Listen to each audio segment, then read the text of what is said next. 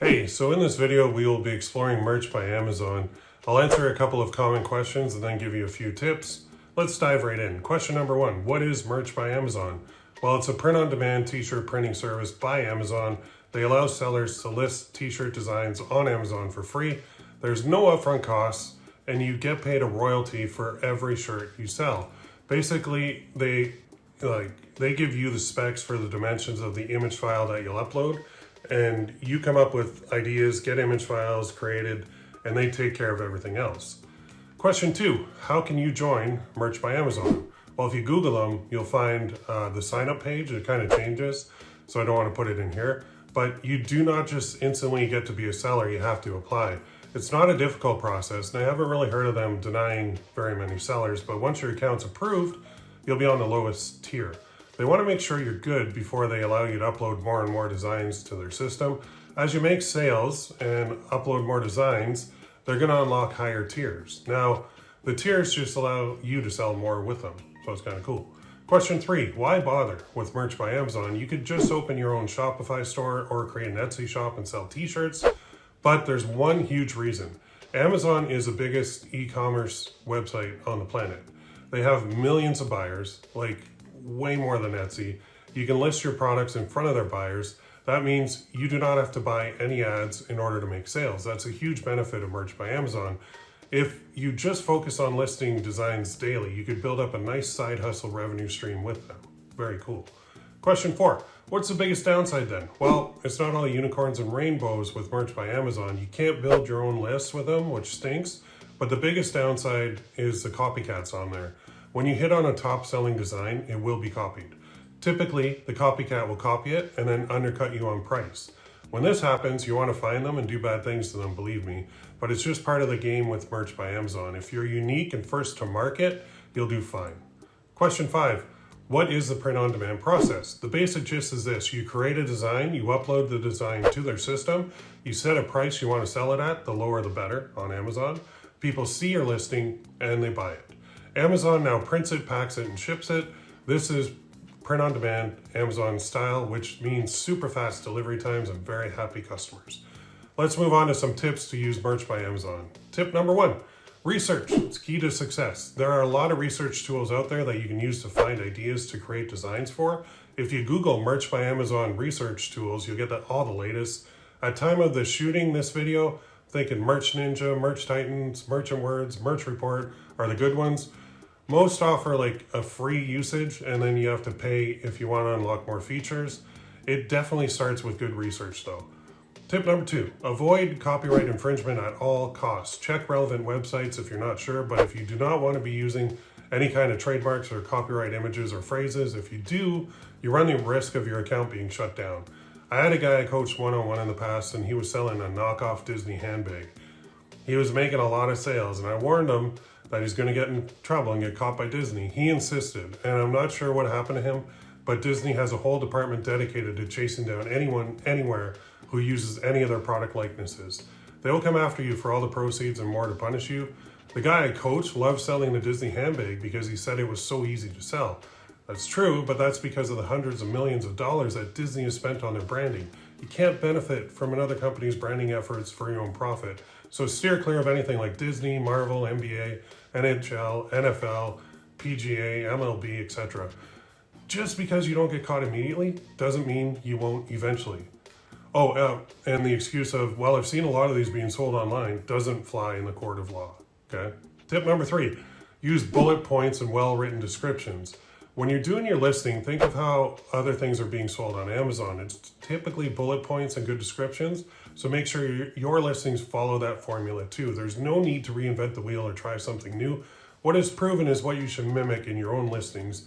This can result in 40% higher sales versus someone who's not using bullet points or well-written descriptions. The best advice I can give you is write it out as if you're speaking to your best friend. The chat format works well. Tip number four, niche down. Sometimes selling a cat t-shirt in the cat niche can do better than a shirt with some generic saying on it. Reason being, people are not really going to Amazon and searching for a t-shirt. They're typically searching for something like funny cat t-shirt as an example. That means you can create a bunch of those, write good descriptions, and get ranked for those keywords on Amazon The more you niche down, the less competition you'll have too. That can be a good thing and a bad thing. If you niche down too far, you won't get any traffic or sales. For example, if your niche was high school art teachers, well, how many of those exist in the world, right?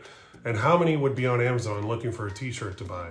Compare that to someone searching for a cute dog t-shirt, and you can see the number of buyers increases by about 1,000 times. The bigger the market, the more potential sales you can make, but it's a fine line between too big and too niche down, so keep that in mind. Tip number 5, use Google Trends. If you haven't used Google Trends before, go there as soon as you're done watching this video. You can see which keywords are trending on Google right now. For the kids out there, Google's a place where us old farts go to find information on the old interwebs. They keep track of everything that people search for, and that is a wicked resource when you're trying to find niches or ideas that are trending. One trending t-shirt could make you a lot of money on Merch by Amazon. Again, don't use anything copyright or trademark though, just to be safe. Tip number 6, promote your shirts on social media. I know that Amazon will provide the buyers and they have a ton of them, but that shouldn't stop you from doing some free promotion of your shirts too. I would be creating social media accounts and posting your shirts to those. There are even auto posting tools where you can set up schedules of posts in advance and just let it rip. They can bring in traffic from outside Amazon to your shirt. You could post on Facebook, Instagram, TikTok, LinkedIn, Pinterest automatically. It's a great way to get some momentum too. Amazon is going to show the listings that are making them money. So if your listing is not showing up in the search results on Amazon, then doing this outside promotion will get their attention. Tip number 7, always analyze your sales. When first starting out, you won't know which niche or design is going to work. Think of everything you list on Amazon as a test. That little test can either sell or not. You need to look at what is working so you can determine where you can go to make future designs. If the cat niche is working for you, then guess what you're going to be making? More cat shirts. If within the cat niche, funny ones are outperforming sentimental or cute ones, then guess what you need to focus on? Funny cat shirts. There's a ton of analytics available in your merch dashboard and you should be checking it regularly. But you don't just analyze to see like the good stuff. You also want to see what isn't selling at all. That way you know going forward what to avoid. Time is money, and your time is best spent working in areas that produce the most money for you. It would be very cool if you owned Amazon and could see all their data for every seller, but you don't. So just work with yours and you'll be fine. Tip number 8, use Canva to make your designs. Canva.com is now my favorite go-to place for any designs or graphics that I do. You can go to my link in the description and check them out. They made it super easy to design like a pro. Back when I started in the print-on-demand world, Photoshop from Adobe was a king of design creation. I've become an expert at Photoshop over the years, and it was hard for me to transition to Canva, but Canva has 100% won me over now. They have a free version and a paid version. I would just dive right into the paid version as it unlocks so many other assets that you can use in your designs. That plus the fonts that are unlocked makes it a complete no-brainer.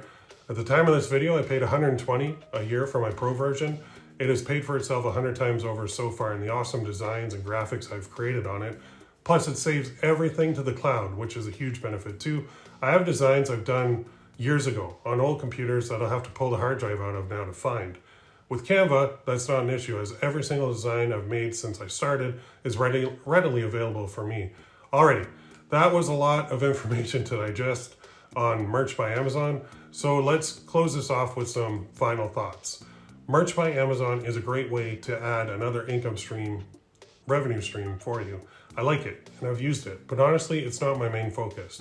The reason being, there are only so many hours in the day, and I'm just one person, so I need to dedicate my time, effort, energy, and attention to the things that put the most money in my pocket. For me, that's print on demand with Shopify and Etsy, but Merch by Amazon is a very attractive place too. The only thing I don't really like about it, honestly, is the copycats. And when they copy you and they undercut you, it hurts. And the fact that I can't email the buyers, that's not good for me at all. I really don't like that. So I say give it a shot and see if you like it. Maybe you'll hit on a big winner right away and be hooked. I hope so. Maybe you'll build out a team to list things on there. That'd be pretty cool too. Who knows what the future holds, right? If you're selling there already, let me know how it's going in the comments. Don't forget to subscribe to the old channel, and we'll see you in the next video. Thanks for watching.